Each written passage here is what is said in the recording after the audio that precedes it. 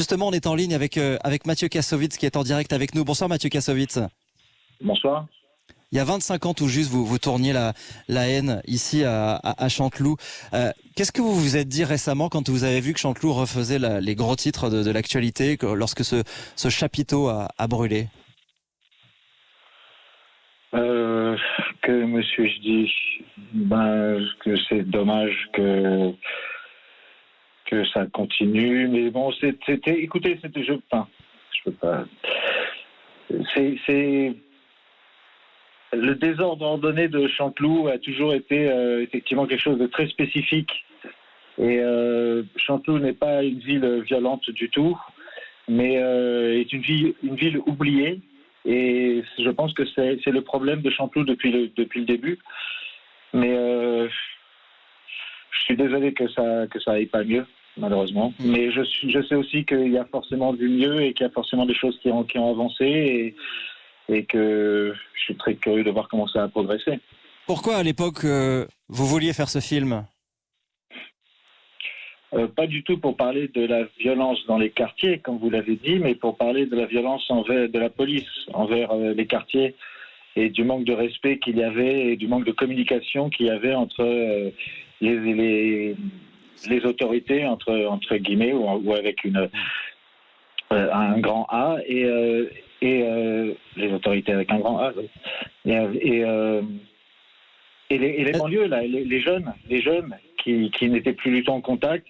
Et c'était un petit peu essayer de mettre à plat cette relation, essayer de comprendre ce qui fait que des gens puissent se haïr à ce point et tout sans se connaître.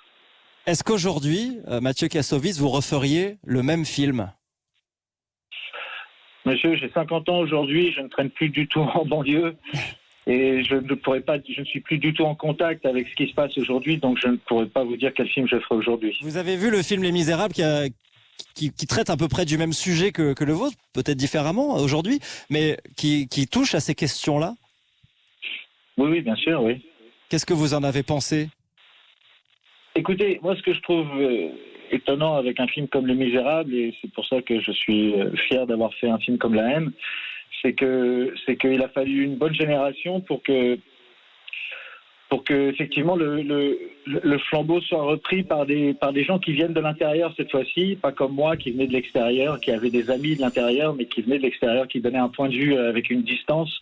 Lui, il donne un point de vue qui est le point de vue de l'intérieur.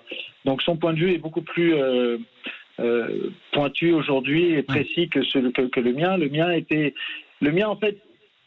Le point de vue de La Haine, c'est surtout ce qu'il ne faut pas oublier, c'est que La Haine est une comédie et que ça a été une ouverture pour plein de gens. C'est-à-dire qu'on ne connaissait pas les banlieues à l'époque. Aujourd'hui, on connaît les banlieues, elles font partie de notre quotidien au-delà de ce qu'on appelait à l'époque les racailles. Aujourd'hui, les banlieues font partie du sport, font partie du spectacle, font partie de la politique, font partie des entreprises, donc ont complètement évolué et il a fallu une génération pour qu'on digère un petit peu ce qui nous est arrivé, nous, dans les années 90, de tout d'un coup cette découverte par les grandes villes et par les médias d'une jeunesse qui